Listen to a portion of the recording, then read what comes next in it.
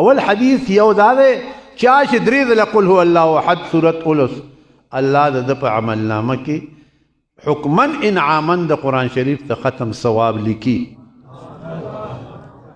څومره اسانه او ثواب یې دومره ډېر. دویم حدیث شریف کې رسول الله صلی الله علیه وسلم وایي څوک چې دا صورت هر مسلمان ښځه سړی لس ځله وایي الله ولې جنت کې بنګله جوړوي. نورونو دقه ډېر. نو حضرت عمر ناصر رضی الله تعالی عنه هغه سوال وکړي یا رسول الله زموږ خو به ډېرې بنګلې وي په جنت کې. رسول پاک ورته وي د الله رحمت اوسع دی.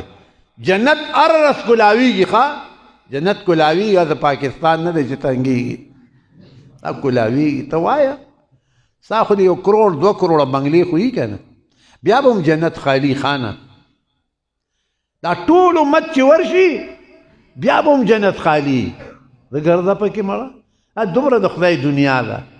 یو مسلمان له به څومره جیداد ورکوي په جنت کې د دنیا په لس عمره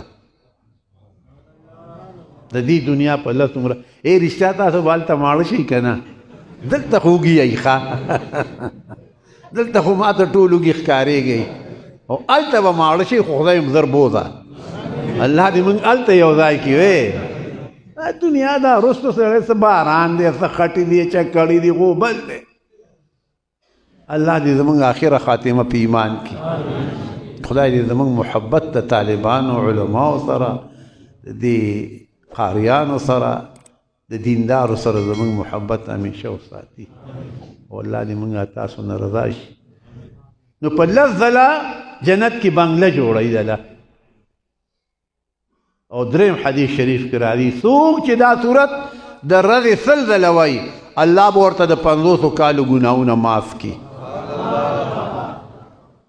نورونو دا زه ډېر وایم تاسو زما وروڼه یئ تاسو هم ډېر وایئ دا ډېر وایي ځان سره ښه. زه به درته یو مثال وایم. یو بزرګ دی هغه ته سیر سقطي رحمت الله علیه وایي په یو شپه کې به هغه 10,000 ځله وی څومره کیمیا یې ته جوړه کړې وه.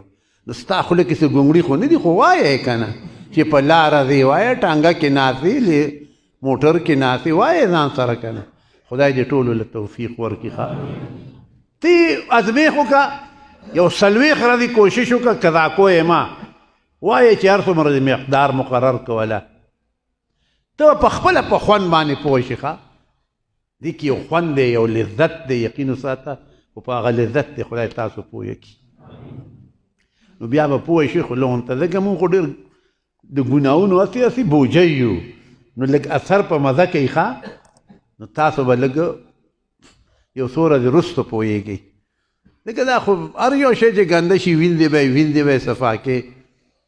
زمونږ د زړونه زنګ پې ختلی دی زنګ او د زړه سیقل قرآن دی ذکر دی او مرګ د یاداشت دی.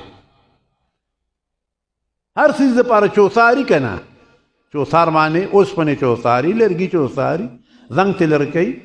د قرآن د زړه زنګ لرې کوي ذکر د زړه زنګ لرې کوي او د مرګ یادول د زړه زنګ لرې کوي. خدای دې زموږ د وړونو نه زنګ لرې کړي. ما یو ورځ سوچ کو ځان سره یاره موږ خو داسې غلطې نه دي کړي څه وجه د خلکو ته مسله کوو دی مني نه. نو سوچ مې کو نو هغه مې هم دقه راوباسه چې زموږ په زړونو باندې زنګ ختلی دی. نو بیا مې ځان باندې سوچ کې دا موږ ته ګناه دی که دی ته نو هغه چې ما ښه سوچ وکړو نو لغون ته ګناه موږ ته دی خو ډېر تاسو ته دی ځکه ستاسو زړونه داسې دي لکه تور طبقې پېژنئ که نه میخي کوناټۍ خو پېژنئ که نه هغه داسې تور دي په ګناهونو چې هغې باندې اوس دا لږ لږ اثر نه کوي داسې تور شوي دي. نو د دې د سپینېدو دپاره قرآن دی ذکر دی او مرګ ډېر یادوي. ښه بس نو دا به صفا شي. الا بذکر الله تطمئن القلوب واتبع سبیل من اناب الی. تابع شه د لارې د هغه چا اناب الی چې الله ته د قربت پیدا کوي. احمد بن حنبل الله خوب کې ولیدو یا الله انسان تا ته پس نږدې کېږي وی به کلامي زما په کلام بیا وی بفهم او بغیر فهم معنا که بی معنا وی ایون څنګه چې وي که الفاظ دی هم د الله د قربت ذریعه ده او که معنی دی سره د الله د قربت ذریعه ده خدای دې ورته تاسو مونږ کینی ښه خو یو خبره درته کوم اخیري قرآن ته ګورې کدو کریله نشي راتلی ښه کدو کریله قرآن ته نشي راتلی څنګه چا ویلی دي رب العالمین وی ښه سأصرف عن آياتي الذين يتكبرون في الأرض بغير الحق اړوم د آیاتونو خپلونه د کتاب خپل نه کسان چې تکبر کوي بر نه حق د کتاب نه اړوم بل پلی بوزم ځه رخصه خرڅه روچرته بل کتاب ته نه راولم او دې کتاب ته څوک راولي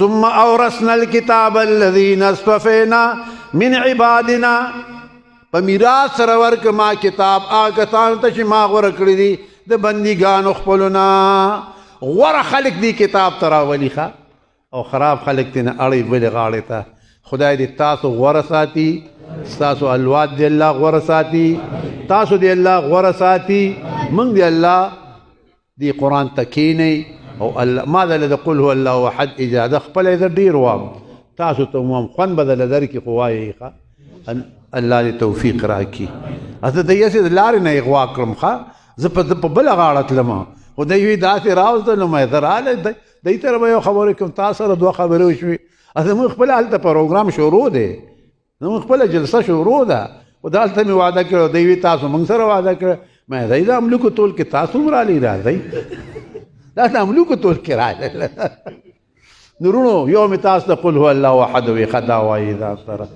او شر یې مه کذا کوئ دا مه کذا